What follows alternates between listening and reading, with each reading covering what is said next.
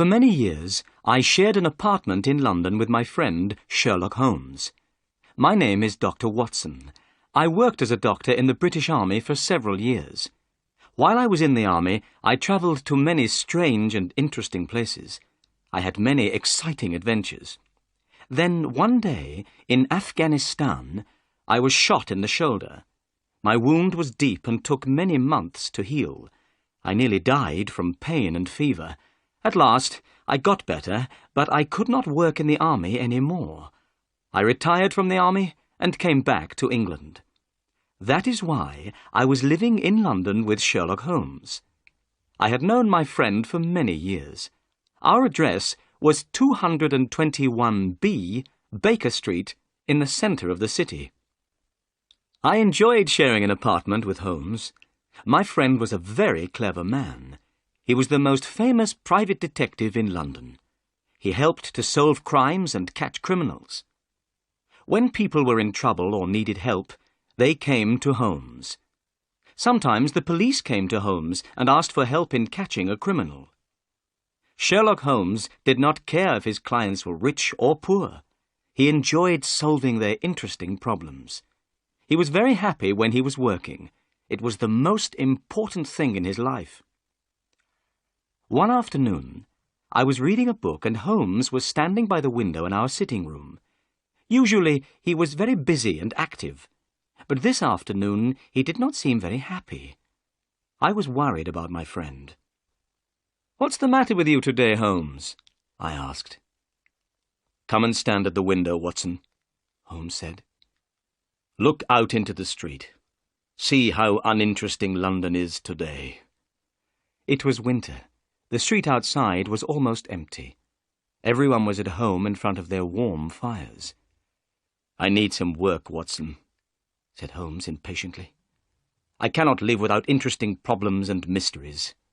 That's why I became a private detective. I love my work. It keeps my brain active.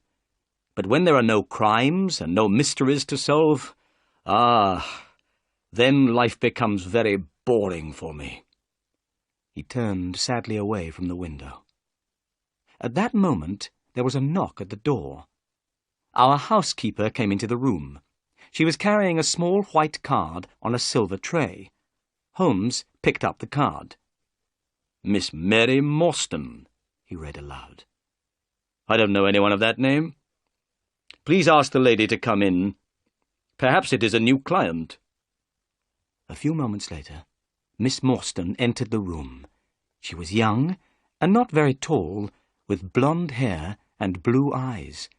Her clothes were not fashionable, but they were clean and tidy. She had a lovely face.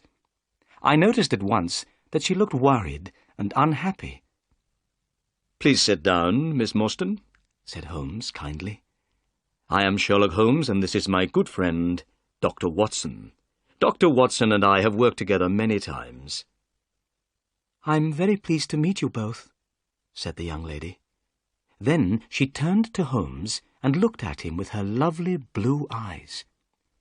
"Mr. Holmes, I've heard that you give people good advice. I'm not a rich woman, but I hope you can help me too. Something very strange has happened. Mr. Holmes, I need your help."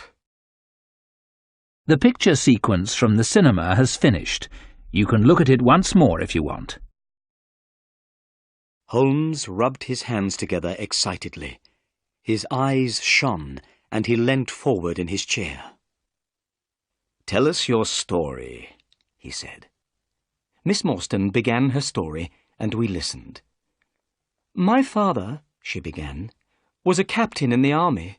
When I was very young, he was sent to India. My mother was dead, and I had no other relatives in England. So, while my father was away, I was sent to school. When I was 17, I received a letter from my father. He said that he was leaving India and coming back to England. He gave me the address of a hotel in London. He asked me to meet him there. I was very happy and excited about seeing my dear father again. I went to London and arrived at the hotel. I asked for Captain Morstan, my father. But I was told by the hotel manager that my father was not there. He had gone out the night before and not returned. I waited all day and all night, but my father didn't come back to the hotel. Finally, I went to the police.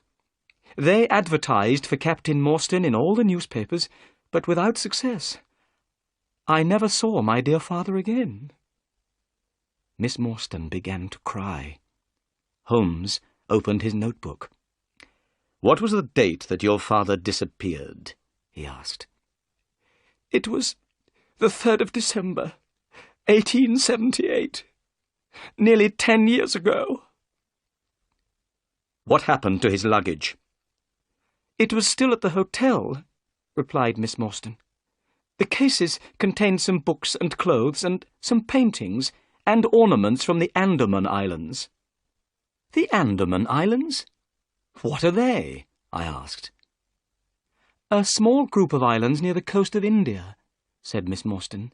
"There is a prison on one of the islands. My father was one of the officers in charge of the prisoners.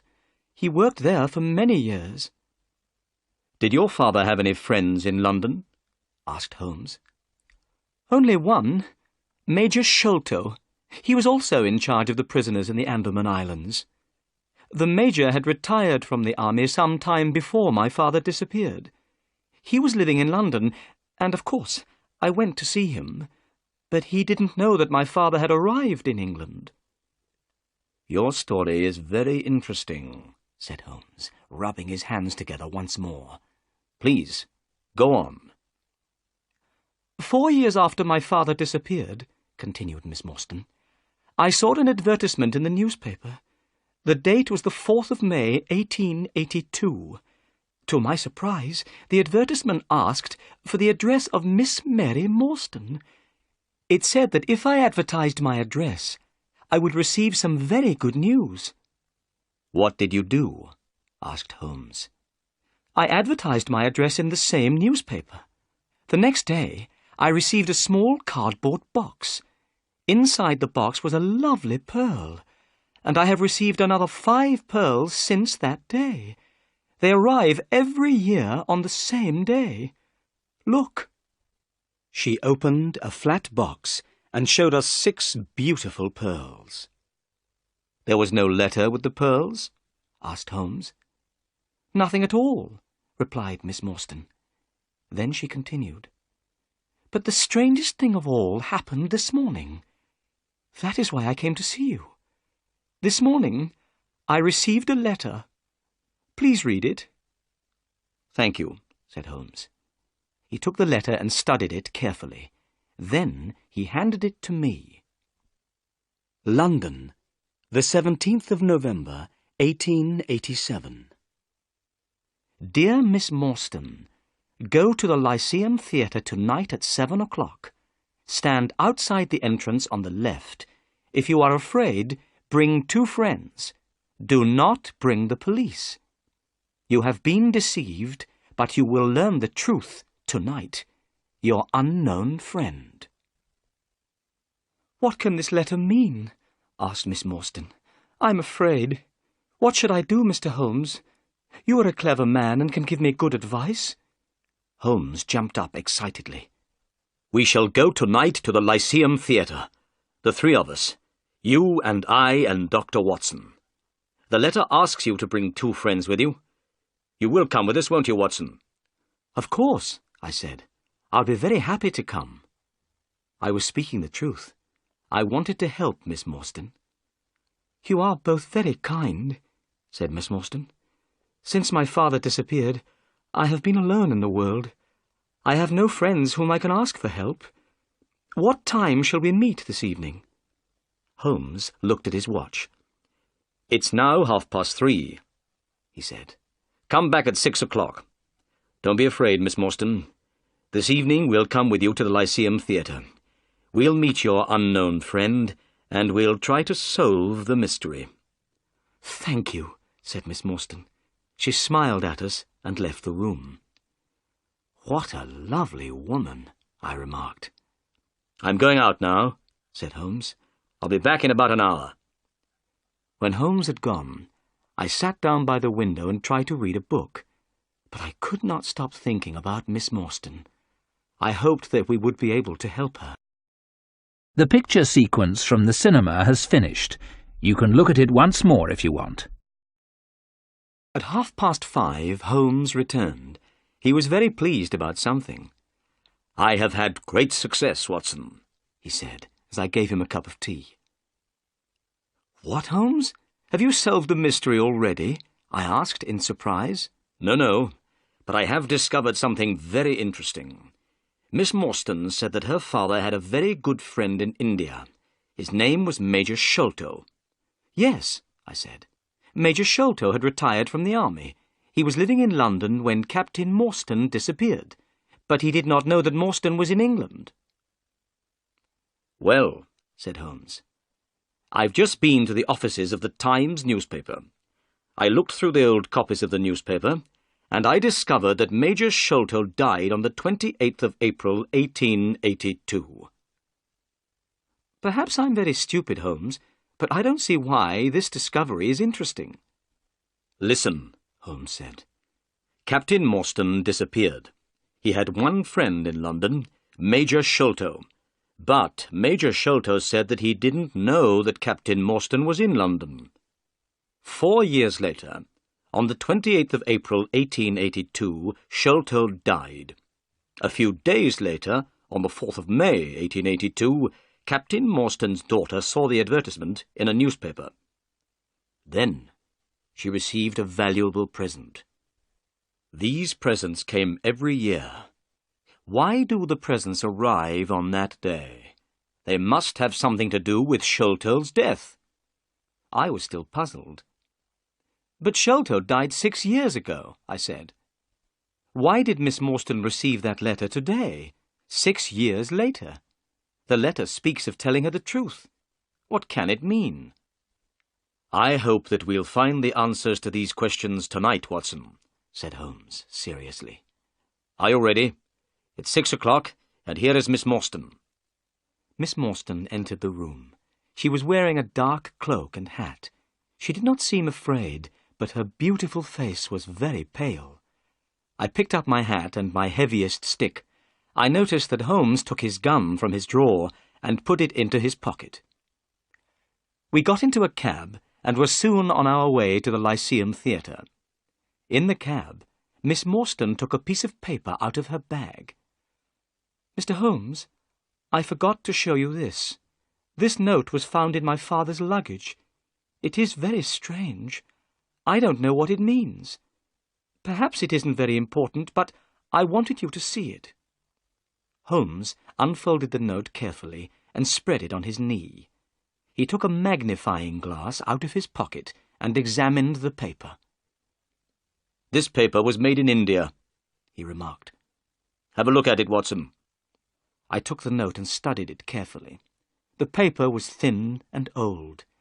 There was a drawing on the paper. "It looks like the plan of a large building," I said. "Somebody has made a mark to show a certain place in the building. But what are these names at the bottom? And what is the meaning of the sign of 4? "I don't understand what this note means," said Holmes, "but it might be important. I will keep it." He sat back in the cab. Miss Morstan and I talked quietly together, but Holmes did not say anything. I knew he was thinking hard. It was getting dark, and the people in the streets were hurrying home from work. I was feeling a little afraid. I wondered what kind of person we would meet at the Lyceum Theatre. There were many people outside the theatre. Everyone was meeting friends and going in to see the play. The letter had told us to stand outside on the left. We waited. Suddenly, a small, dark man appeared. "Are you Miss Morstan and her friends?" he asked. "Yes," she said. "You must promise me that these men are not policemen," said the stranger. "They are not policemen," replied Miss Morstan. "Then come with me," said the man. He led us quickly across the street to another cab and opened the door. We went inside. The man closed the door and jumped up onto the driver's seat of the cab. The horse moved off quickly. We passed through so many streets that I was very soon lost. I had no idea where we were going. I was feeling nervous, and Miss Morstan's face looked white. Sherlock Holmes was calm. Our strange driver did not turn round or speak to us. The only sound was the noise of the horse's hooves. At last, we stopped. We were outside a house in a dark, quiet street. It had only one small light in the kitchen window. There were no lights in any of the other houses in the street. We knocked at the door. It was opened immediately by an Indian servant. The Indian was wearing a bright yellow turban on his head. He had white clothes and a yellow belt. It was very strange to see such brightly coloured clothes in this quiet street in London. "My master is waiting for you," said the servant. As he spoke, we heard a man's voice. It came from one of the rooms inside the house. "Bring them in to me," the voice called. "Bring them straight in to me."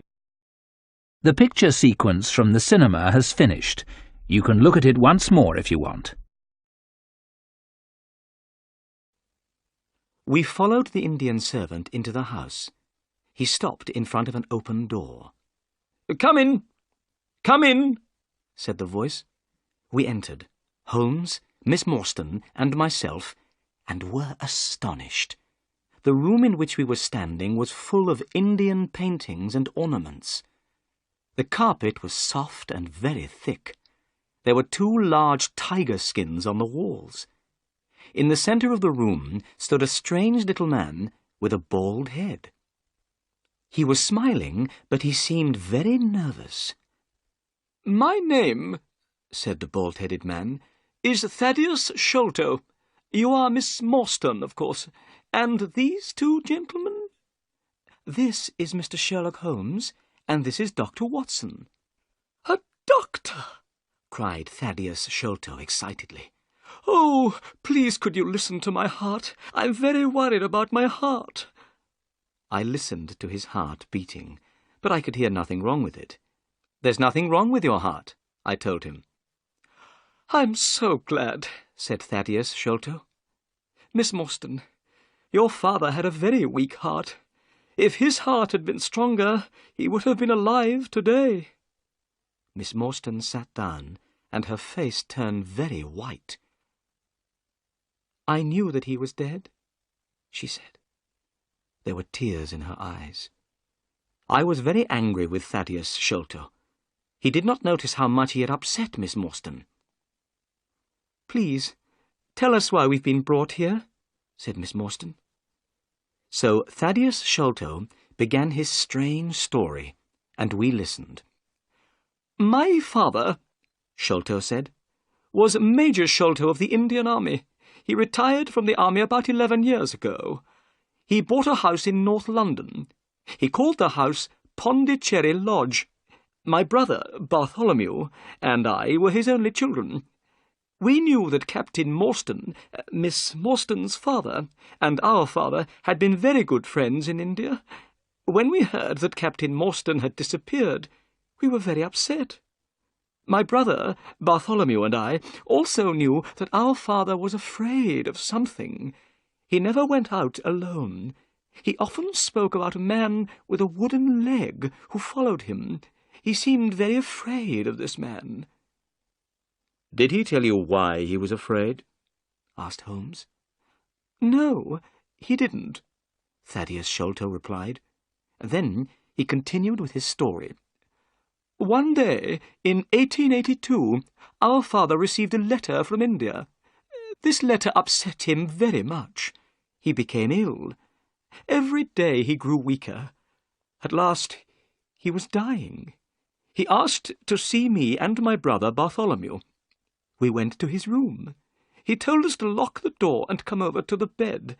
Then he held our hands and spoke to us.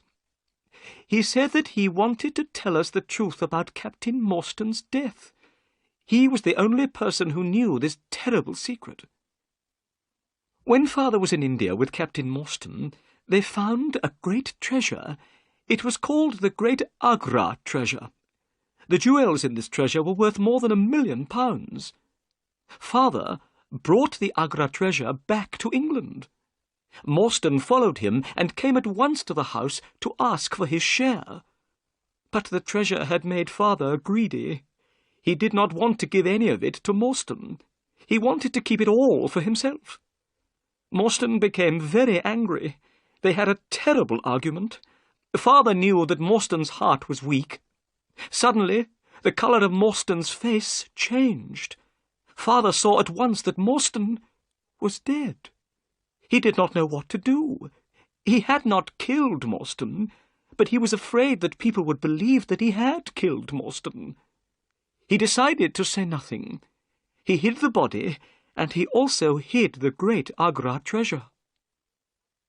Soon the news of Morstan's disappearance spread through London. Only our father knew the terrible truth. He told us as he was dying that he had been a wicked and greedy man. He said that he had acted very wrongly, but that he had paid for his crime. The Agra treasure never brought him happiness, only fear and guilt.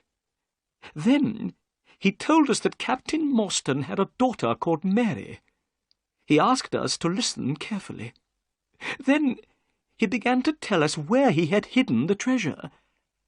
At that moment, a terrible change came over our father's face. He pointed at the window and cried out in a voice full of fear, "Keep him out! Keep him out!" My brother and I stared round at the window. We saw a horrible face looking in through the window. It was wild and had a black beard and cruel eyes. We rushed to the window, but the man had gone. When we went back to the bed, Father was dead. "What did you do then?" asked Holmes. "We ran out into the garden," replied Sholto. "We looked everywhere, but we found nothing. In the morning, we went to our father's room. We found that someone had been in the room during the night. There was a piece of paper on the bed beside my father's body, and on this paper some words were written. These words were, 'The sign of 4. The picture sequence from the cinema has finished. You can look at it once more if you want. Holmes, Miss Morstan and myself looked at each other in surprise. My body felt cold with fear. "The same words, 'the sign of 4, were written on that strange note in Captain Morstan's luggage," said Holmes. "What can it mean?" I whispered. Miss Morstan turned to Thaddeus Sholto. "Why did you send me the pearls?" she asked. "On the table, beside our father's bed, was a gold cup," Sholto answered. "It was decorated with 6 pearls. Our father had told us that this cup was part of the Agra treasure. He had wanted us to share the treasure with you. So we found your address and sent you the pearls, one by one." "That was very kind of you, Mr. Sholto," said Miss Morstan. "Not at all," said Sholto. "But now I am going to tell you something very exciting. Yesterday, my brother and I found the great Agra treasure." "You found the treasure?" we repeated in astonishment. "Yes. Our father had died before he told us where it was hidden. My brother Bartholomew and I searched for the treasure for 6 years. Yesterday, we found it. That is why we sent you the letter, Miss Morstan. We have found the treasure, but half of it belongs to you." "Where is the treasure now?" asked Holmes. "At my father's house, Pondicherry Lodge," replied Sholto. "My brother Bartholomew lives there now. We must go there immediately so that Miss Morstan can see the treasure and claim her share. Bartholomew is expecting us. Miss Morstan, tonight you will be a rich woman." Miss Morstan was going to be very rich. I should have been very happy, but I did not feel happy at all. I had fallen in love with Miss Morstan, but I did not have very much money. If she became rich, I could not ask her to marry me. Thaddeus Sholto put on his coat. "Come," he said. "I have a cab waiting outside. It will take us to Pondicherry Lodge. We must not be late." It was a long drive to Pondicherry Lodge. The night was cold, and the moon was shining brightly. As we sat in the cab, Thaddeus Sholto continued to talk. Holmes, Miss Morstan, and myself listened. "My brother Bartholomew was a very clever man," he said. "He knew that the treasure was somewhere in the house. He had an idea. He measured the height of the house outside. It was 74 feet high. Then he measured the height of the rooms inside the house. He added the heights of the rooms together. The total was only 70 feet. There was extra space under the roof. My brother made a hole in the ceiling of the room on the top floor. He found a secret room. Inside this little room, the treasure chest was standing. Last night, I helped Bartholomew to lower the chest down into the room below. We opened the chest with a key which we found beside it." Thaddeus Sholto's voice became excited. "Inside the treasure chest were hundreds of beautiful jewels, diamonds, rubies, sapphires, and many others. They shone so brightly that they hurt our eyes. Miss Morstan, the Agra treasure is really wonderful. But here is Pondicherry Lodge. We have arrived. Soon you will see the treasure for yourself." It was now nearly 11 o'clock. Pondicherry Lodge was a big house with a high wall around it. Everything was black and silent. There was no light except the moonlight. "This is very strange," Thaddeus Sholto said nervously. "I don't understand why there are no lights. My brother Bartholomew is expecting us, but the house is dark." We walked up to the house. Suddenly we heard a noise coming from inside that great black house. It was the sound of a woman crying. "The only woman in the house is the housekeeper," said Sholto. "Something is wrong." We hurried to the door and knocked. A tall old woman opened it. Her face was white with fear. "Oh, Mr. Thaddeus, I'm glad you've come," she said. "I'm very frightened. Come into the house, Mr. Thaddeus. Oh, I'm glad that you're here. Something terrible has happened to your brother." The picture sequence from the cinema has finished. You can look at it once more if you want. Thaddeus Sholto began to shake with fear. His face was very white. "What do you mean?" he asked the housekeeper. "What is the matter with my brother?" "He locked himself in his room. He was there all day. When I knocked on the door, he would not answer me," she said. "I knew that something must be wrong. A short time ago, I went upstairs. I looked through the keyhole of the door of his room. I saw your brother's face, Mr. Thaddeus. It looks terrible. You must go up, Mr. Thaddeus. You must go up and see for yourself." The housekeeper started to cry again. "You must all go upstairs," said Miss Morstan. "I'll stay here and look after this poor woman." We left the two women, Miss Morstan and the housekeeper, downstairs. Holmes took the lamp and led the way. Thaddeus Sholto and I followed him. We climbed up the stairs. There was a passage at the top of the stairs. At the end of the passage was a door. Thaddeus Sholto pointed to this door. "That's the door of my brother's room," he whispered. We hurried forwards. Holmes turned the handle, but the door was locked. Then he bent down and looked through the keyhole. He stood up again, quickly. "My God!" he cried. "It's the work of the devil." I bent down and put my eye to the keyhole. I felt very sick and afraid. The bright moonlight was shining into the room. I could clearly see a face. This face was looking straight at me. It did not move. There was a horrible smile on the face. "This is terrible," I said to Holmes. "What shall we do?" "We must break down the door," he replied. We threw ourselves at the door, and it broke with a sudden crack. We were inside Bartholomew Sholto's room. Bartholomew Sholto was dead. He was sitting in a chair by a table. His body was stiff and cold. I could see that he had been dead for many hours. The dead man's body was twisted with pain. There was a horrible smile on his face. There was a piece of paper on the body. Holmes picked it up and read it. "Look," he said. In the light of the lamp, I read with horror, "The sign of 4." "What does it mean?" I asked. "It means murder," Holmes replied. He pointed to Bartholomew Sholto's ear. "Look." I looked. I saw something sticking in the dead man's skin near his ear. "It looks like a thorn," I said. "It is a thorn," said Holmes. "You can take it out, but be careful. It is poisoned." I took the thorn between my finger and thumb.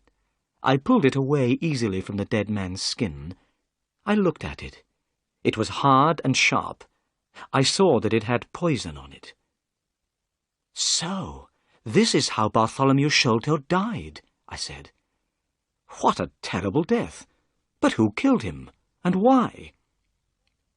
We had forgotten about Thaddeus Sholto. He was still standing in the doorway. Suddenly he gave a cry. "The treasure has gone," he said. "They've stolen the treasure. Look! Do you see that hole in the ceiling? We lowered the treasure down through that hole last night. After I had helped my brother with the treasure, I left him here in this room. I was the last person to see my brother alive. I heard him lock the door as I came downstairs." "What time was that?" asked Holmes. "It was 10 o'clock, and now my brother Bartholomew is dead, and the great Agra treasure has gone." The picture sequence from the cinema has finished. You can look at it once more if you want. "Go to the police station, Mr. Sholto," said Holmes. "Ask the police to come quickly. Dr. Watson and I will wait here." Thaddeus Sholto turned away. We heard him going downstairs. "Now, Watson," said Holmes, "we have some work to do before the police arrive. We must find out how the murderer got into the room. The door was locked, but what about the window?" He carried the lamp to the window and examined the windowsill carefully. "Look," he said. "Someone has come in by the window. Here is the print of a foot on the windowsill. And here is a round mark. And look, on the floor. Here is another footprint and another mark. And again by the table. See, here, Watson." I looked at the marks. Some were footprints, but some were in the shape of small circles. "Those are not footprints," I said. "No," replied Holmes. "They are the marks made by someone with a wooden leg." "Someone with a wooden leg?" I said. "Holmes, Thaddeus Sholto told us that his father was afraid of a man with a wooden leg." "Yes," said Holmes. "but the wooden-legged man was not alone. Someone else has been here too. Look outside." We both went to the window and looked down. "We are very high up," said Holmes. "A man with a wooden leg would not be able to climb here by himself. 2 people came into this room. We will call them number 1 and number 2. Number 2 is the wooden-legged man. But who is number 1? And how did he get in?" I looked round the room. I thought quickly. Then suddenly I knew the answer. In the ceiling of the room was a hole. Thaddeus Sholto had told us that his brother had made this hole. The Agra treasure had been hidden in the secret room above. The two Sholto brothers had lowered the treasure chest through this hole the night before. A set of steps was standing beneath the hole. On the floor by the set of steps was a rope. Number 1 must have looked through the hole in the ceiling, I said. He saw Bartholomew Sholto sitting on the chair below him. He killed Sholto with a poisoned thorn. Then he must have taken the rope, opened the window, and thrown the end of the rope down into the garden.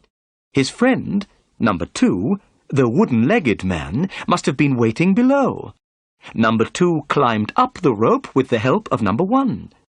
The murderers then lowered the treasure chest to the ground with the rope. Number 2 climbed down the rope. Number 1 got out of the room through the hole in the ceiling. Excellent, Watson, said Holmes. We shall now go up and have a look at the secret room. Perhaps we can find out more information about number 1. We climbed the steps and found ourselves in a small, dark room without any windows. There was thick dust on the floor. It was here that the treasure had been hidden for so many years. Look, said Holmes. There is a small door in the roof. That is how number 1 got in. Then Holmes shone the lamp down at the floor. By the light of the lamp, I saw that the floor was covered with many footprints. They showed very clearly in the thick dust. They were the prints of bare feet. But they were not the footprints of an ordinary man. They were extremely small. Suddenly, a horrible thought came into my mind. "Holmes," I whispered, "a child has done this terrible thing." Holmes did not answer. He was still studying the tiny footprints. Finally, he spoke. "No," he said slowly. "I don't think it was a child. Look at this footprint. Look at the marks of the toes. They are very wide apart. It is not a child's footprint. It is a man's. They are the prints of a tiny man." "Do you mean a dwarf?" I asked in surprise. "I will show you," replied Holmes. "Let's go into the room again. Let's examine once more the poisoned thorn which killed Bartholomew Sholto." In the room below, I picked up the thorn. I held it carefully between my fingers. I felt afraid. It was long and sharp. "Now then," said Holmes, "what do you think about this thorn? Is it an English thorn?" "No," I said. "It certainly is not." "You see," said Holmes, "already we begin to know many things about murderer number 1. He is a very small man, in other words, a pygmy, from some foreign land. He is very strong and can climb great heights easily. He is also extremely dangerous. He kills people by shooting them with poisoned thorns." The picture sequence from the cinema has finished. You can look at it once more if you want. I looked at Holmes in astonishment. "How strange," I said. "Why are a pygmy and a wooden-legged man working together? Who are these people, Holmes, and why did they kill Bartholomew Sholto?" "They wanted the treasure, of course," answered Holmes. "Last night, Bartholomew Sholto was sitting in this room with the treasure. The pygmy came in through the roof and saw him. The only way to get the treasure was to kill Sholto." "And what about the paper with the sign of 4? I asked. "It must mean revenge," Holmes answered. "Remember that a paper from the sign of 4 was also found on the dead body of Major Sholto. I don't know why someone wants revenge on the Sholto family, but we know that someone wanted revenge. They also wanted the treasure, and they were prepared to kill the Sholtos, father and son, to get the treasure." Holmes took out his magnifying glass and started to examine the room again. There were some bottles and tubes in one corner of the room. Bartholomew Sholto must have been interested in chemistry. A glass tube had broken, and a dark liquid had spilled onto the floor. Holmes, gave a loud cry of joy. "Come here, Watson," he said. "What can you smell?" I walked over. Suddenly, I smelled something very strong and unpleasant. The smell was coming from the dark liquid on the floor. "It smells like tar," I said. "It is similar to tar," Holmes answered. "It is creosote." He was smiling and rubbing his hands together. "Why are you so pleased?" I asked. Holmes pointed to the floor. I saw a clearly marked small footprint. I realized that the pygmy had stepped in the creosote. "I know a dog which loves the smell of creosote. It will follow this smell for miles and miles," said Holmes. "We'll catch these murderers now." Just then, we heard footsteps and loud voices outside the room. "It's the police," said Holmes. As he spoke, a fat man in a grey suit entered the room. His face was red and his eyes were small and bright. He was followed by a policeman in uniform and by Thaddeus Sholto. I'd never seen the fat man before, but Holmes seemed to know him well. "Good evening, Inspector Jones," said Holmes politely. "Don't you remember me?" The fat man stopped and stared. He was not very pleased to see Holmes. "Why, yes, of course," he said. "You are Mr. Sherlock Holmes, the private detective. Yes, I remember you well. This is an interesting crime, Mr. Holmes. A man has been murdered, and jewels worth £1 million are missing. What do you think happened?" "Well," began Holmes, but Inspector Jones did not want to listen to my friend. He thought his own ideas were better. "Listen, Mr. Holmes, I will tell you what I think," he said importantly. "This man, Thaddeus Sholto, tells me that he was with his brother last night. They discovered the treasure together. He was the last person to see his brother alive. Now, I think that Thaddeus Sholto killed his brother. Then he ran off with the jewels." "Oh, no, it isn't true," cried Thaddeus Sholto. "What about the poisoned thorn in the dead man's skin?" asked Holmes. "And the paper with the sign of 4? "The thorn belongs to Thaddeus Sholto," replied Jones quickly. "I don't think the paper is very important. Perhaps it's a trick. But wait a moment. What's that up there? I see a hole in the ceiling. I must have a look." Inspector Jones went quickly up the steps. We heard him moving about noisily in the room above. Then he came down again. He was hot and dusty. "I know everything now," he cried. "I have found a door which leads out onto the roof. That was how Thaddeus Sholto escaped." "But the footprints," began Holmes. Inspector Jones was not listening. He had not noticed the tiny footprints. He turned to Thaddeus Sholto. The poor man was shaking with fear. "Mr. Sholto," said Jones, "I arrest you for the murder of your brother." "I didn't do it," Thaddeus cried. "Please, Mr. Holmes, believe me."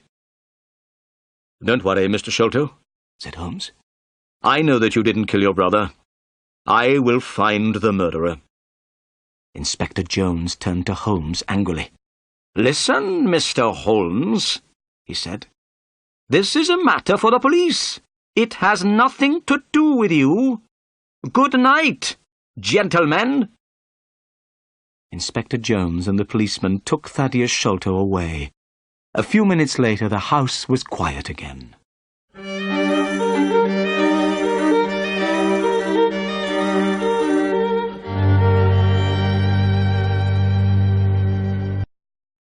The picture sequence from the cinema has finished. You can look at it once more if you want. "The police don't want my help, Watson," said Holmes, as soon as the inspector had gone. "Inspector Jones thinks he has solved the crime and caught the murderer, but they have arrested the wrong man. I agreed with Holmes. I was sure that Thaddeus Sholto was not the murderer. "We must be quick, Watson," said Holmes. "I want you to do 2 things. First, take Miss Morstan home. Second, go to this address, 3 Pinchin Lane. Ask for Mr. Sherman. He has an old dog called Toby. I want you to bring Toby here. Meet me here in 2 hours' time." I took Miss Morstan home in Thaddeus Sholto's cab. She was very upset by what had happened and spoke very little. I promised that I would visit her the next day. Then I went to the address which Holmes had given me. It was the middle of the night, and the streets of London were black and silent. As the cab went along, I thought about everything that had happened. We had discovered the truth about some things. The death of Captain Morstan, the sending of the pearls to Miss Morstan, the advertisement, the letter. All these things were clear. Now there were other mysteries which we had to solve. Where was the Indian treasure? What was the plan found in Morstan's luggage? Who wanted Bartholomew Sholto to die? Where were the pygmy and the wooden-legged men? What did all these things mean? And what was the mysterious sign of 4? I hoped that Sherlock Holmes would discover the answer to these questions. Soon I arrived in Pinchin Lane, the address where Holmes had sent me. It was a very poor street, and the houses were old and dirty. I found house number 3 and knocked on the door. After some time, a face looked out from a window above. It was not a friendly face. "Who are you?" said the face angrily. "What do you want?" Come down and open the door," I said. "I have something to ask you." "Go away at once," said the face. "If you don't, I'll let out 50 dogs upon you." "My friend, Mr. Sherlock Holmes," I began. At these words, the window suddenly shut, and a few minutes later, the door opened. I saw an old man with grey hair and beard holding a candle in his hand. "Come in, sir," he said. "I'm Mr. Sherman. I'm sorry that I was rude. I didn't know that you were a friend of Sherlock Holmes." I went into the small, dirty house and stopped in astonishment. There were cages everywhere I looked. All the cages contained different kinds of animals. I could see their eyes shining in the candlelight. "What does Mr. Holmes want?" asked the old man. "A dog called Toby," I answered. "Toby is my best dog," said Mr. Sherman. "He loves to follow strong smells, especially the smell of creosote. That's his favourite." "That's why Mr. Holmes wants him," I said. "Wait here. I'll go and get him." The old man came back after a few minutes. He was pulling a dog on a lead. The dog looked very strange. It had very long ears and very short legs, and its eyes were large and sad. "This is Toby," said Mr. Sherman. "He'll go with you. He's a friendly dog." The dog licked my hand and wagged its tail. I put some money into Mr. Sherman's hand, and the old man gave me Toby's lead. When I got back to Pondicherry Lodge, I found Sherlock Holmes standing outside the door. He was smoking his pipe. "Excellent, Watson," he cried when he saw me. "You've done well. Good dog, Toby. Come here. Good dog." Holmes took a handkerchief out of his pocket and gave it to Toby to smell. The handkerchief was covered with creosote. The dog went mad with excitement. His sad eyes shone with happiness, and his tail wagged. "See how he loves the smell," said Holmes. "We won't have any problems now." Holmes pointed at a drain pipe, which went down from the roof of the house. "While you were away, Watson," he said, "I went up onto the roof and discovered how the pygmy climbed up and climbed down again. He used that drain pipe." The drain pipe ran all the way down from the roof to the garden below. There was a large barrel full of water under the end of the drain-pipe. "He climbed down that drain-pipe and on to the barrel beneath," said Holmes. "It was very easy to follow his trail. He left marks everywhere. He also dropped this." Holmes put his hand in his pocket and took out a small bag made of dried grass. I looked inside. To my horror, I saw 5 or 6 long, dark thorns. They were the same as the one which killed Bartholomew Sholto. "The murderer has lost these," said Holmes. "Let's hope that he doesn't have any more. Don't touch them, Watson. They are poisoned. But come, where's Toby? We must begin." Holmes took Toby's lead and pulled the dog to the bottom of the water barrel. Toby smelled all round carefully. Suddenly, he began to bark excitedly. He had found his favourite smell, the smell of creosote. Then he started to pull at his lead. "He's on the trail," cried Holmes. "Let's go!" The picture sequence from the cinema has finished. You can look at it once more if you want. Toby pulled at his lead and ran quickly through the grass. He ran so quickly that it was difficult to follow him. The sky was beginning to get light now. Toby ran along the paths in the garden under the trees and bushes. Then he reached the garden wall and ran along beside it. Finally, he stopped at a place in the wall where the bricks were loose. "This is the place where they got into the garden," said Holmes. "It is easy to climb up and down here. Look, do you see this mark? It is the print of a man's hand." He pointed at a flat stone. I saw a dirty handprint on the stone. Holmes picked up the dog and climbed over the wall.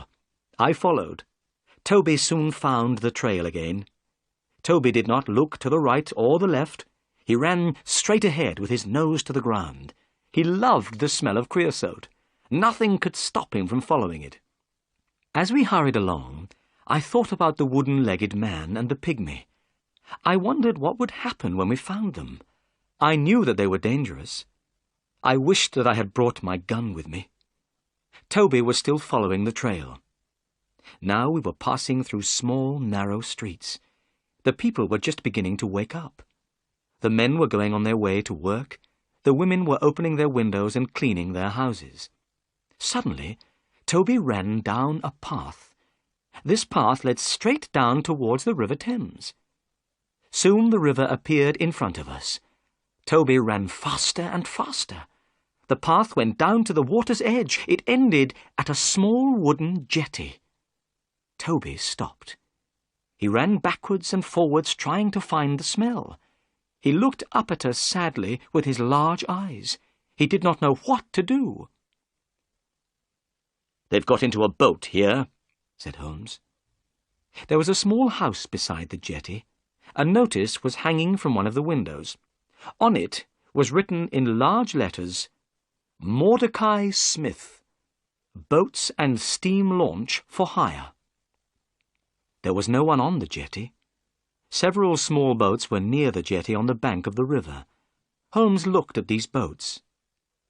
"I wonder where the steam launch is," he said. "I think we must ask a few questions." He knocked loudly at the door of the house. A large woman with a red face opened it. A child was crying somewhere inside the house. I saw that the woman was very upset about something. She had been crying. "Good morning," said Holmes politely. "Are you Mordecai Smith's wife?" "Yes," replied the woman. "What do you want?" "Could I speak to your husband, please?" asked Holmes. "No, you can't. He isn't here. I haven't seen him since yesterday morning." "Oh," said Holmes. "I wanted to hire a boat." "Well, perhaps I can help you," said Mrs. Smith. "Which boat do you want?" "I wanted to hire the steam launch. I have heard it is a very good boat. Let me see, what's the name? The Aurora, sir," said Mrs. Smith. Oh, yes, that's right. I remember now. But where is the Aurora?" said Holmes, looking around. "I don't see a steam launch anywhere." "Oh, sir, my husband has gone in the Aurora," Mrs. Smith replied, and burst into tears. "I'm very worried about him. I don't trust that wooden-legged man." "What wooden-legged man, Mrs. Smith?" asked Holmes in a surprised voice. "I don't know who he is, sir, but my husband went with a wooden-legged man in the Aurora yesterday morning and hasn't come back." The picture sequence from the cinema has finished. You can look at it once more if you want. "I'm very sorry to hear that, Mrs. Smith," said Holmes. "Tell me, was this wooden-legged man alone?" "I don't know, sir. I didn't see anyone else, but it was very dark. It was 3 o'clock in the morning. I could not be sure." "What does the Aurora look like?" asked Holmes. "The Aurora is black, sir, with 2 red stripes down each side. It has a black funnel with a white stripe. The Aurora is the fastest boat on the river," answered Mrs. Smith. Holmes looked worried. "That's very interesting," he said. "Try not to worry about your husband, Mrs. Smith. I am going up the river myself. If I see Mr. Smith, I will tell him that I have seen you. Goodbye." "Goodbye, and thank you," said Mordecai Smith's wife. She had stopped crying. She went inside her house and closed the door. "Watson, we must find Mordecai Smith and the Aurora as soon as possible," said Holmes. "Mordecai Smith and the wooden-legged man are working together. Smith has taken the 2 murderers in his steam launch. They are all hiding somewhere on the river." "It will be easy to find them," I said. "You must tell the police at once." Holmes shook his head. "No, I don't want these criminals to know that anyone is looking for them. They will try to escape again. I have a better idea," Holmes went on. "I have many agents everywhere up and down the river. These agents are clever. I pay them to bring me information. They always know what is happening on the river. I will ask my agents to look for Mordecai Smith and the Aurora. But you look tired, Watson. Let's go home and have breakfast." It was now nearly 8 o'clock in the morning. I did feel very tired. I was glad to go home to Baker Street. When I had a bath and changed my clothes, I came downstairs to breakfast. Holmes was drinking coffee and reading a newspaper. "Look, Watson," he said. "Here is a report about the murder of Bartholomew Sholto at Pondicherry Lodge, and about the arrest of Thaddeus Sholto by Inspector Jones last night." I took the paper and read the report. I felt sorry for Thaddeus Sholto. Inspector Jones had made a stupid mistake by arresting him. I knew that Sholto was not guilty of the murder of his brother. I hoped that we would be able to help Thaddeus. But would we be able to find the murderers? Suddenly, there was a loud knock on the door. A few minutes later, 12 children ran into the room. Their clothes were dirty and ragged. They had no shoes on their feet. Their hair was untidy, and their faces had not been washed for a very long time. But they seemed happy and cheerful. "Good morning, Mr. Holmes," said the children together. "Who are these children, Holmes?" I asked in astonishment. Holmes laughed. "These are my agents," he said. "I sent a message for them to come. Look at them. They can go anywhere, see everything, hear everything. Nobody is afraid of children." Holmes gave each of the children some money. Then he told them what he wanted them to do. "You must find a steam launch called the Aurora," he said. "It is on the river somewhere, and belongs to Mordecai Smith. The Aurora is black with 2 red stripes down each side. It has a black funnel with a white stripe. You must find it. Now go." The children ran out of the room, all talking together. They went down the stairs and out into the street. "My agents will find Mordecai Smith and the Aurora," said Holmes. Now, we must wait. The picture sequence from the cinema has finished. You can look at it once more if you want. We had not slept all night and I was very tired. I went to bed and woke late in the afternoon. I felt much better. I went downstairs. Holmes was reading a book. I saw at once that he was worried. "Is there any news?" I asked. Nothing at all. I can't understand it. I am very surprised and disappointed. My agents say that they cannot find the Aurora. "Can I do anything to help?" I asked. Nothing.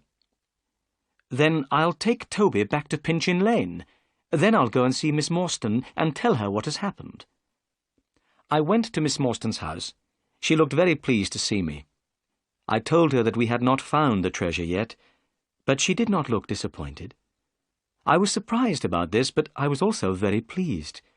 I said good-bye to her and drove back to Baker Street. I went to bed, but I could not sleep. I was thinking about Miss Morstan. I wanted to ask her to marry me. All night I heard Holmes walking up and down in his room. Next morning he looked tired and ill. My agents cannot find the Aurora, he said impatiently. They have searched the whole river. The Aurora has disappeared. We waited all that day, but there was no news. The next day I woke early. It was still dark. To my surprise, Sherlock Holmes was standing by my bed. He was dressed and ready to go out. I have had an idea, Watson, he said. I am going up the river myself. Perhaps I can find the launch. You must stay here. There may be some messages. Holmes left without another word. That day, the time passed very slowly. I picked up a book but was unable to read it. I was thinking all the time about the wooden-legged man and the pygmy. Where were they? Why could Holmes not find them? I was worried about my friend. I knew that he was a clever detective, but perhaps this time he would not be able to catch the murderers. At 3 o'clock in the afternoon, I had a visitor. It was Inspector Jones, the police officer. I was astonished. Inspector Jones had changed completely. 2 days ago, he had been very rude to Holmes. He had not wanted his help. Now, he was very quiet and polite. "Good afternoon, Dr. Watson," said Inspector Jones. "I'm afraid that I made a bad mistake. I have had to let Thaddeus Sholto go. Sholto has proved that he was at a friend's house when his brother died." Inspector Jones looked so sad that I began to feel sorry for him. "I've received a telegram from Sherlock Holmes," the inspector went on. "Here it is."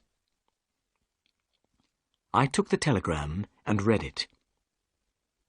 Inspector Jones, go to Baker Street at once. Wait for me there. I know where Sholto's murderers are hiding. Come with us tonight if you want to catch them. Holmes. "That's excellent," I cried. "Forget about Thaddeus Sholto. You'll soon have some other prisoners, Inspector Jones." At that moment, the door opened and Holmes came into the room. He was smiling. "What news?" we asked together. I know where the Aurora is, Holmes replied. It wasn't on the river at all. The Aurora has been hidden in a boatyard near the river for 2 days. I knew the launch at once. Mordecai Smith, the owner, was there too. He was talking to someone, and he was speaking very loudly. He said that he had to have the Aurora ready for 8 o'clock tonight. His 2 gentlemen were leaving for America. Their ship was waiting for them out at sea, and they must not be late. I knew immediately what they were planning to do, went on Holmes, and I know what we must do. Inspector Jones, will you help me? "I was wrong before, and you were right," said Jones sadly. "I didn't listen to you then, but I'll help you now." Good, said Holmes. We need a fast police launch, as fast as the Aurora. It must be ready this evening. and 2 or 3 strong policemen to come with us." "I'll arrange all this," said Jones. "Excellent," said Holmes. "Tonight, the 3 of us, you and I and Dr. Watson, will be on the police launch. We will be waiting outside the boatyard at 8 o'clock. We'll be ready for the Aurora when she comes out. We'll catch the murderers, and we'll get the treasure." The picture sequence from the cinema has finished. You can look at it once more if you want. At 7 o'clock that evening, the 3 of us, Inspector Jones, Holmes, and myself, went down to the river. Both Holmes and I had guns in our pockets. Inspector Jones had promised to let us use the police launch. This launch was now waiting. 4 strong men were on board the launch. Soon we were moving quickly down the River Thames. The police launch was very fast. We passed all the other boats on the river without difficulty. This pleased Holmes very much. By 8 o'clock we had arrived opposite the boatyard where the Aurora was hidden. It was now dark. We waited. 10 minutes passed. Suddenly, a launch came out of the boatyard. It was black, with 2 red stripes. It was moving very quickly. "That's the Aurora," cried Holmes. "Follow it, quickly! Faster! Faster! We must catch them!" We were going so fast that the police launch started to shake, but we could not get near to the Aurora. The chase became more and more exciting. We went in and out between other boats. Many times I closed my eyes. I was sure that we would hit something. At last we got closer to the Aurora. Inspector Jones turned on a light and shone it on the Aurora. "Stop!" he cried. "Stop! We are the police!" In the lamplight we could see some men on board the Aurora. One man was sitting at the back of the launch. Beside him was a strange, dark shape. We could also see Mordecai Smith, the owner of the Aurora. He was working as hard as he could. He was trying to make the engine of the launch go faster. Inspector Jones shouted again, "Stop!" Suddenly, the man at the back of the Aurora stood up. He shouted at us angrily. He was a big, strong man. Then I noticed that his right leg was missing. There was a wooden stump in its place. This was the wooden-legged man. At the sound of the man's voice, the strange dark shape beside him moved. It was a small, dark man, the smallest man I have ever seen. But the pygmy's head was large. His face was hard and cruel.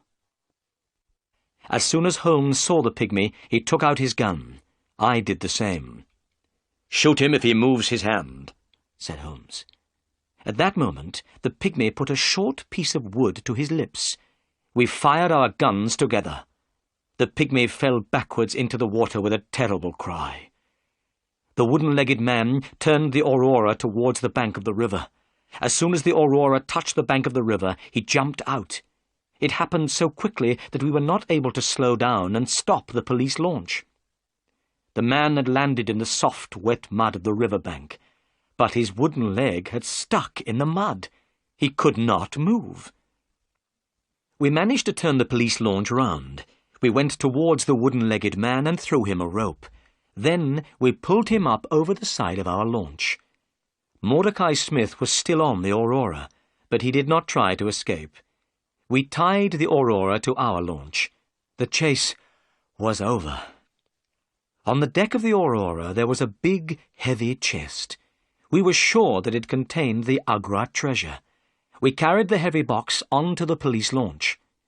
Suddenly, Holmes stopped and pointed. "Look," he said. I looked where Holmes was pointing. I saw one of the pygmy's poisoned thorns. It was fixed in the wood where Holmes and I had been standing. The poisoned thorn had passed through the air between us. Holmes was smiling, but I felt cold and sick. We had escaped a horrible death. As we went back up the river, we shone our light on the water. We were looking for the body of the pygmy, but we saw nothing. His body still lies somewhere at the bottom of the River Thames. The picture sequence from the cinema has finished. You can look at it once more if you want. The wooden-legged man was our prisoner. He was sitting in the police launch opposite the treasure chest. He was about 50 years old. He had black curly hair and a black beard. He did not look angry anymore. He was not interested in anything. "What's your name?" Holmes asked him. "Jonathan Small," replied the man. "Jonathan Small?"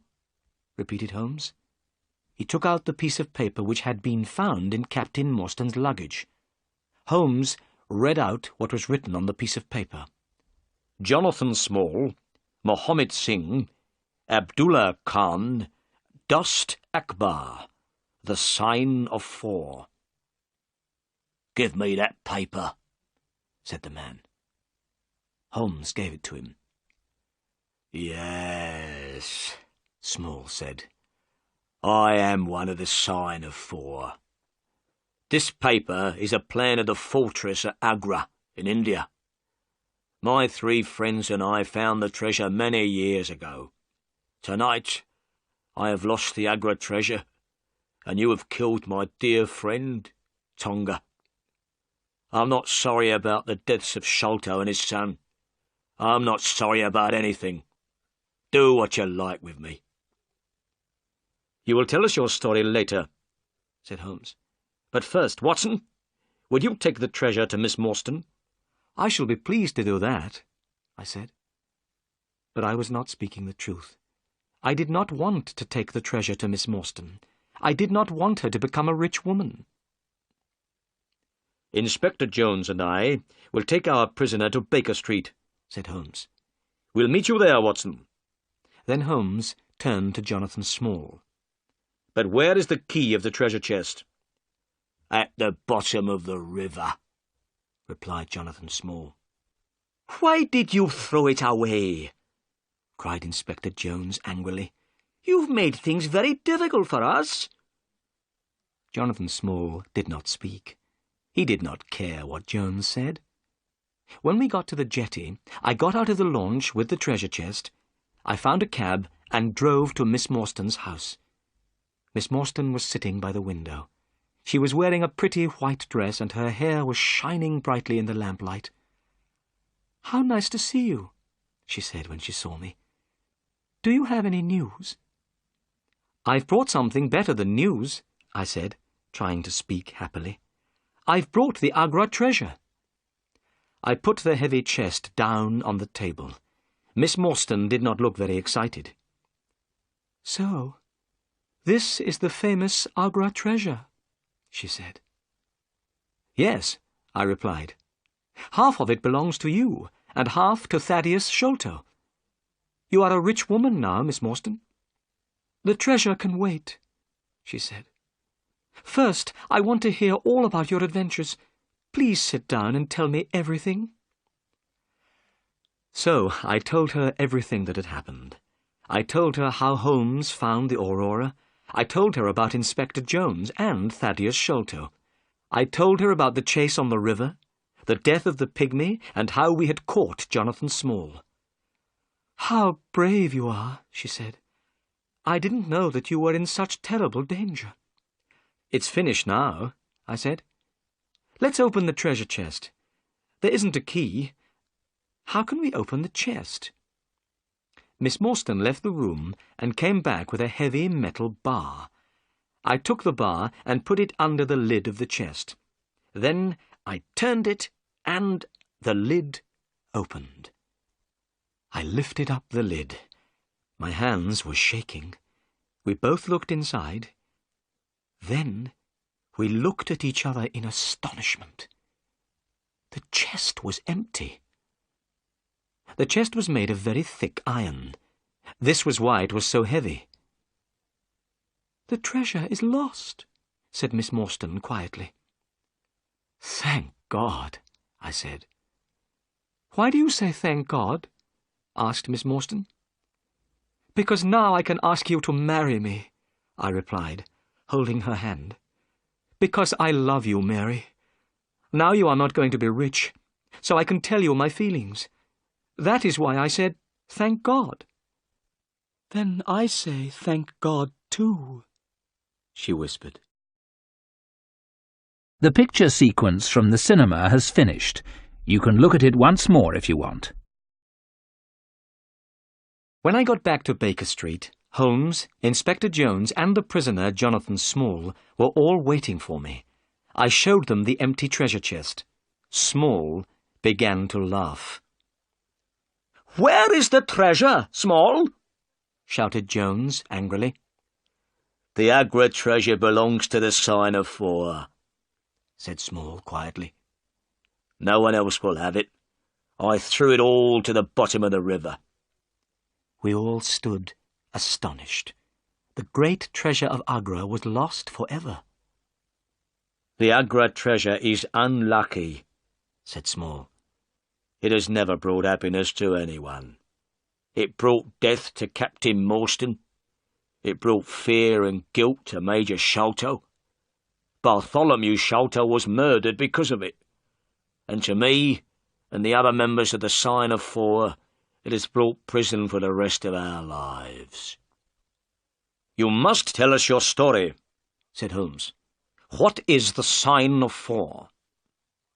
Jonathan Small began his strange story, and we listened. "I went to India as a soldier in the British Army," said Small. "One day, soon after I arrived, I had an accident and lost my leg. After that, I could not fight any more.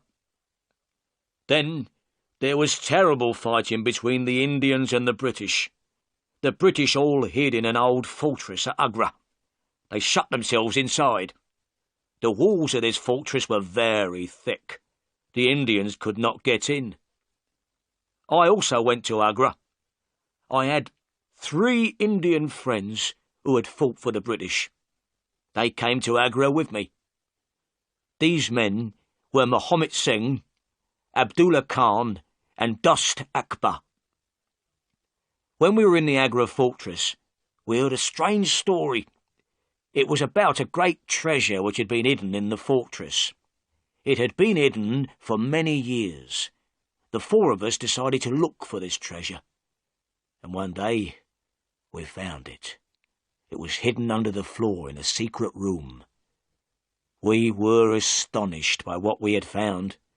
We had never seen so many beautiful jewels. The 4 of us decided not to say anything about what we had found. We decided to leave the treasure hidden in the secret room in the fortress. When the fighting was finished, we would be able to take the treasure away with us.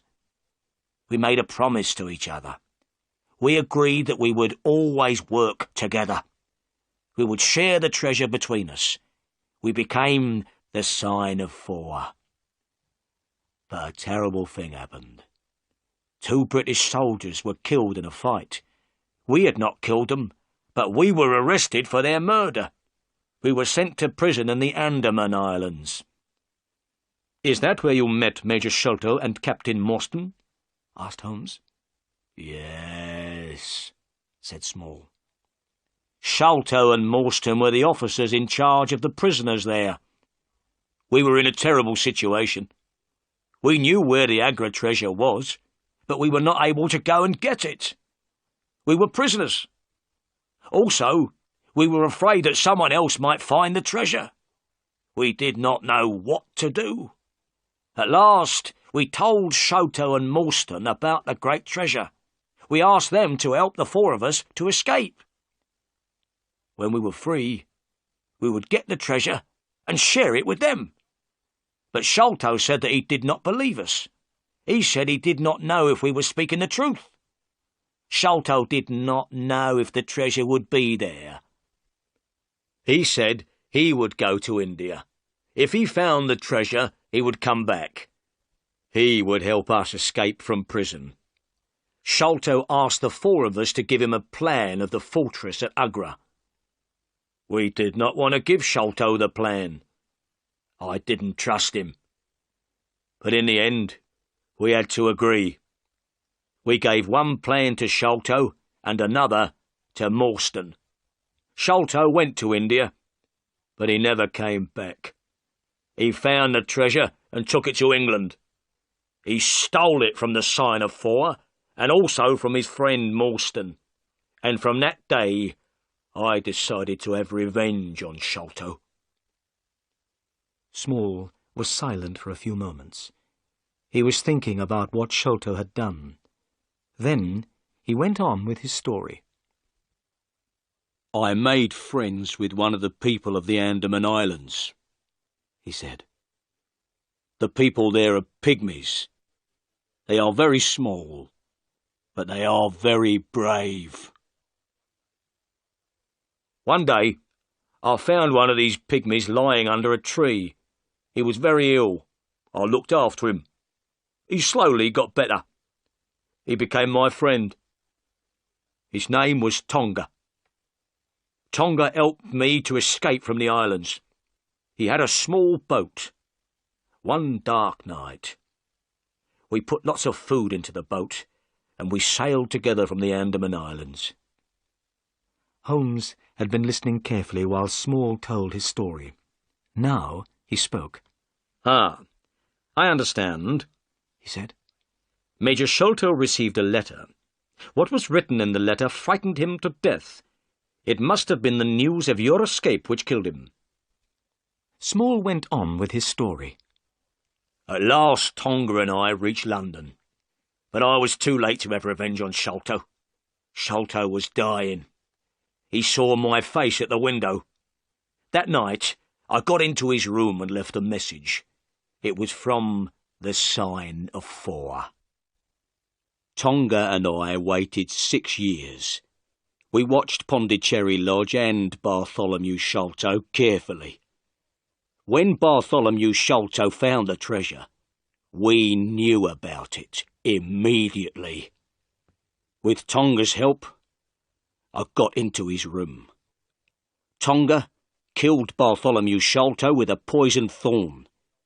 We took the treasure, left the paper, and went. I had paid Mordecai Smith to take us to a ship. We were planning to go to America, but now everything has changed. Tonga is dead, and I am your prisoner, and the Agra treasure is lost forever." We were all silent. We were thinking of the great treasure which was lost in the mud at the bottom of the River Thames. Perhaps it was better there. "Dr. Watson," said Holmes, when Inspector Jones had taken Small away. "That is the end of our adventure." "Yes," I said, "but I have some very good news. Miss Morstan and I are going to get married." "Excellent," said Holmes. "The Agra treasure has at last brought happiness to someone."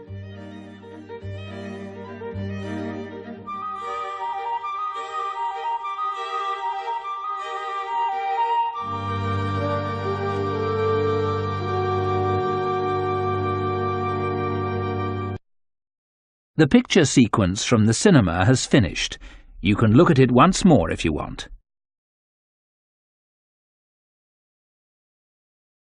The newspaper chase. The time is 1 o'clock in the morning. The place is the Wrightsville Town Art Gallery. A window opens and a man comes in. His name is Harry Black, and he is a thief. It is dark in the art gallery, but Harry has a light. He looks across the room at a painting. "There it is," he says. Harry moves quickly across the room. He stands and looks at the painting. $1 million for this, he thinks. I don't understand it. But he takes a knife from his coat. Then he takes the painting very, very slowly from its frame. Harry goes back across the room to the window, but he walks into a table. There is a beautiful blue glass vase on the table. It falls on the floor and breaks into 100 pieces. Harry smiles. Is that a $1 million vase? He thinks. It isn't now. He runs across the pieces of glass to the window. Harry has a room in Mrs. Allen's rooming house. He goes quietly up to his room and closes the door. Mrs. Allen and her daughter, Janie, are sleeping. They don't hear him. In his room, Harry takes the painting from his bag. He puts it in a newspaper. Then he puts the newspaper under his bed. In the morning, Janie Allen is in the kitchen. She's putting old bottles into a box. Recycling is important, Janie thinks. On the TV, a reporter is at the Wrightsville Art Gallery. He is talking about the painting. It's a $1 million painting, he is saying. Here's a photo of it.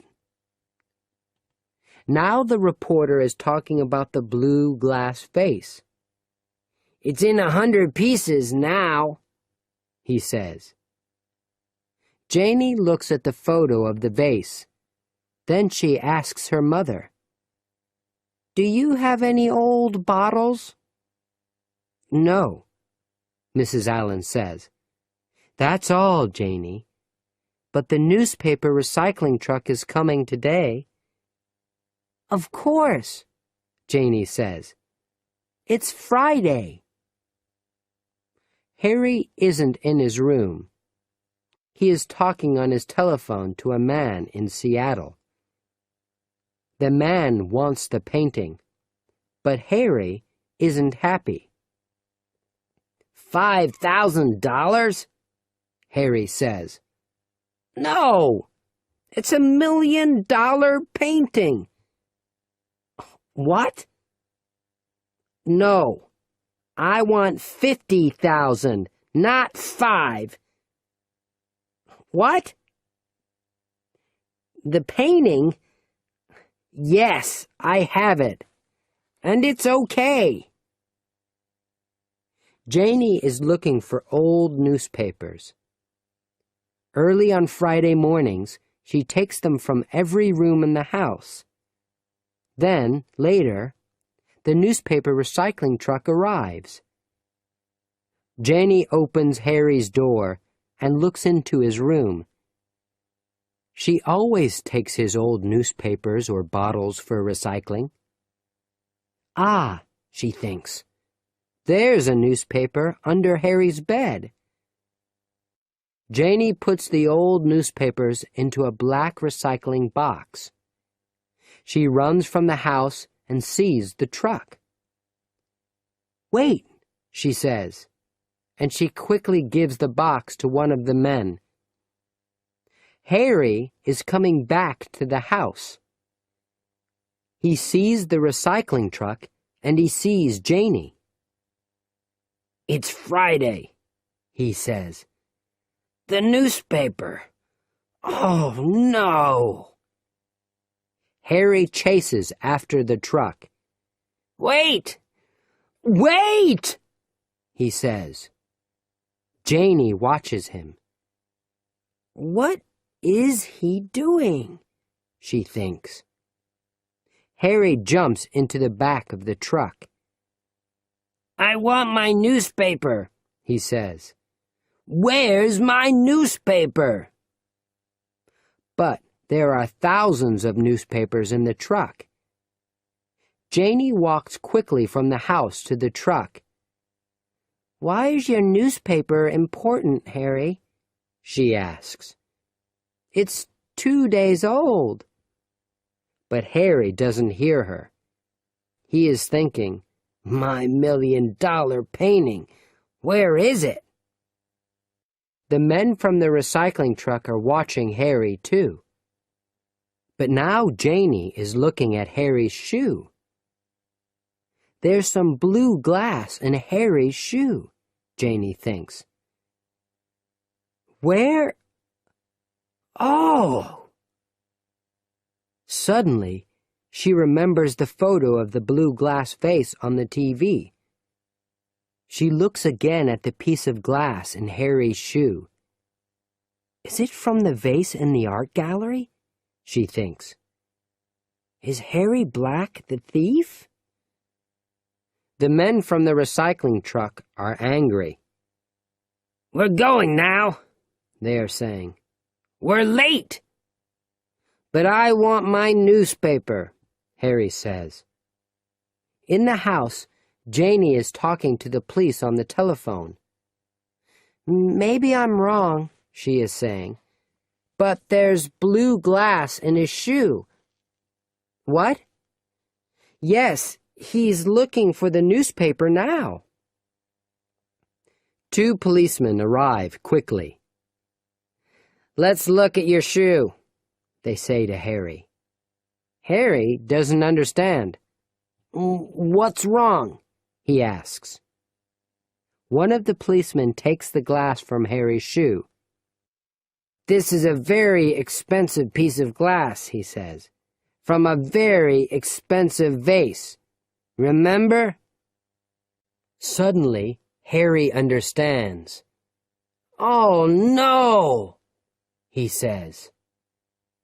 Police cars and policemen arrive. The men look in the truck for the $1 million painting. Later, they find the right newspaper, and they find the painting. "Good work, Janie," one of the policemen says. "And there's a reward." "Maybe I can buy a painting with a reward," Janie says. "I like pictures,"